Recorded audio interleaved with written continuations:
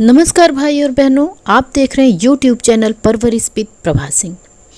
कार्यकर्ता के पास नहीं मिल रही है दैनिक डायरी और अधिकारी हो जा रहे हैं परेशान। ये बातें आजकल बहुत ज़्यादा सुनने में आ रही है बहनों कि जब भी आंगनबाड़ी केंद्र पर जांच करने के लिए, निरीक्षण करने के लिए हमारे अधिकारी जा रहे हैं तो आंगनबाड़ी कार्यकर्ता बहनों के पास दैनिक डायरी नहीं मिल रही है। क्योंकि देखने में ये आ रहा है कि बहुत सारी आंगनबाड़ी कार्यकर्ता बहनें दैनिक डायरी नहीं लिख रही, जबकि आंगनबाड़ी केंद्र पर कोई भी अधिकारी जाता है तो वो दैनिक डायरी जरूर देखता है, क्योंकि दैनिक डायरी से ही पता चलता है कि आंगनबाड़ी केंद्र पर आंगनबाड़ी केंद्र के बच्चों को किस दिन क्या पढ़ाया जाता है, क्या सिखाया जाता है और कौन सी गतिविधि कराई जाती है। से जो भी हमारे आंगनबाड़ी केंद्र पर आते हैं हमारे अधिकारी, तो वो दैनिक डायरी देखते हैं और उस चीज़ से समझते हैं कि आंगनबाड़ी कार्यकर्ताओं ने अपने आंगनबाड़ी केंद्र पर क्या क्या बच्चों को सिखाया और बताया। और दैनिक डायरी में तो आप लोगों को पता ही है कि जो भी चीज़ें बच्चों को सिखाई जाती है जिस दिन, उस दिन की डायरी लिखी जाती है। वो सब कार्य योजना वगैरह दैनिक डायरी में लिखी जाती है। तो जब दैनिक डायरी नहीं रहेगी आंगनबाड़ी केंद्र पर तो कैसे हमारे अधिकारियों को ये दैनिक डायरी दिखाई जाएगी। और दैनिक डायरी न मिलने पर डांट भी सुनने को मिलती है।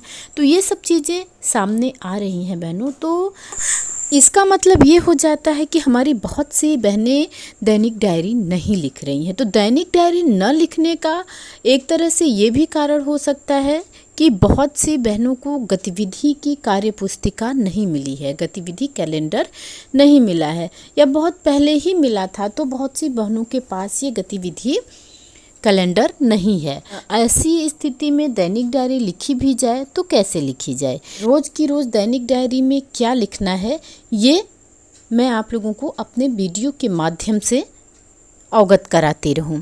तो आज की वीडियो में मैं सबसे पहले आज 11 नवंबर का, जबकि आज 11 नवंबर तो बीत चुका है, लेकिन जो बहनें नहीं लिखी हैं दैनिक डायरी और जो बहनें लिखी भी हैं वो भी मिला लेंगी तो अपनी डायरी को सही कर लेंगी। तो आज से 11 नवंबर से मैं पूरी कोशिश करूंगी कि प्रतिदिन आप लोगों को दैनिक डायरी में क्या लिखना है ये चीज़ें आप लोगों को एक दिन पहले ही बता सकूं।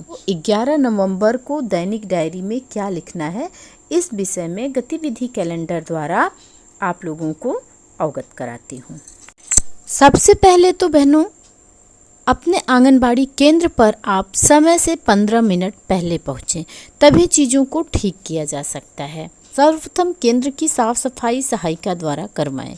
जहाँ सहायिका नहीं है वहाँ स्वयं केंद्र की सफाई करनी होती है, क्योंकि सफाई तो ज़रूरी है। जहाँ हम रहते हैं घर की सफाई करते हैं, आसपास को साफ रखते हैं। अपना आंगनबाड़ी केंद्र तो हमारी कर्मस्थली है। हम वहाँ छोटे छोटे बच्चों के साथ 4 घंटे का समय गुजारते हैं, वहाँ तो साफ रखना ही चाहिए। सबसे पहले हम अपना आंगनबाड़ी केंद्र साफ करेंगे, उसके बाद बच्चों का स्वागत करेंगे, बच्चों के साथ प्रार्थना करेंगे, नाम टैग की गतिविधि कराई जाएगी, बच्चों की स्वच्छता की जाँच करेंगे। इसके बाद कैलेंडर आधारित गतिविधि कराई जाती है। आगे बढ़ने से पहले बहनों मैं आप लोगों को बता दूं कि आप लोग इस चीज़ को बिंदुवार लिखिएगा।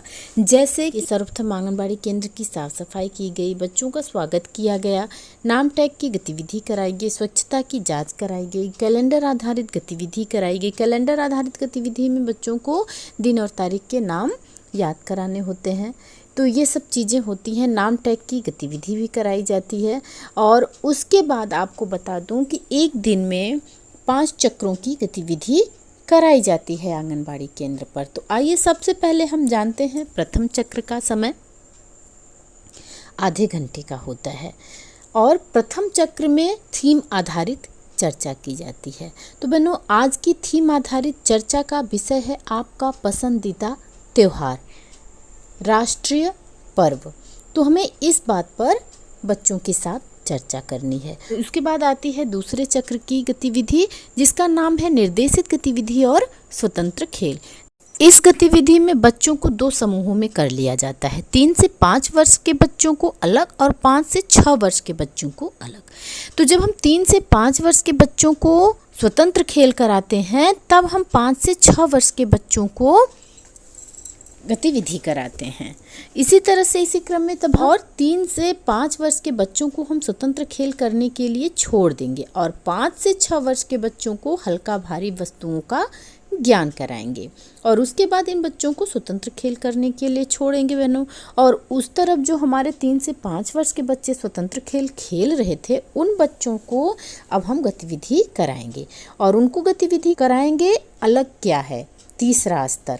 और आपको बता दूं कि जब हम बच्चों को 2 ग्रुप में करते हैं दूसरे चक्र की गतिविधि में, तो 3 से 5 वर्ष के बच्चों को आधा घंटा और 5 से 6 वर्ष के बच्चों को आधा घंटा देते हैं।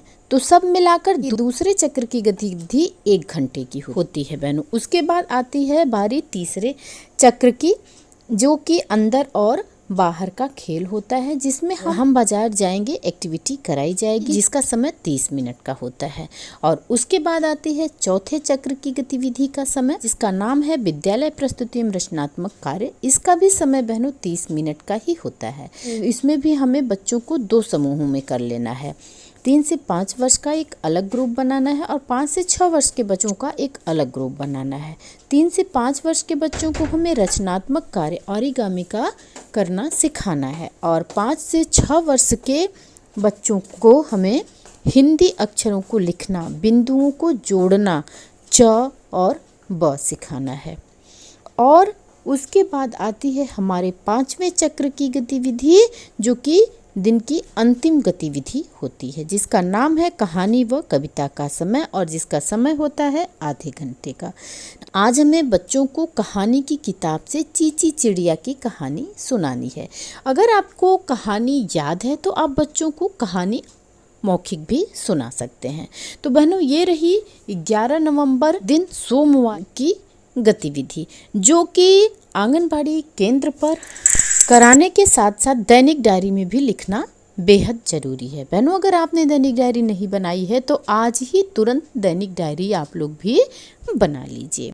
और हाँ भाई और बहनों, अगर आप मेरे चैनल पर नए हैं तो चैनल को प्लीज़ सब्सक्राइब कर लीजिए, जिससे कि आप लोगों को प्रतिदिन आंगनबाड़ी केंद्र की गतिविधियों की जानकारी हो सके। और वीडियो अच्छी लगी हो तो वीडियो को लाइक ज़रूर करिएगा, जिससे कि मेरा भी हौसला बढ़ेगा कि आप लोगों को वीडियो अच्छी लग रही है, तो मैं भी रोज़ की रोज़ वीडियो डाला करूँगी। फिर मिलते हैं अगले वीडियो में एक नई जानकारी के साथ, एक नई गतिविधि के साथ, अगले दिन की गतिविधि के साथ। नमस्कार भाई और बहनों।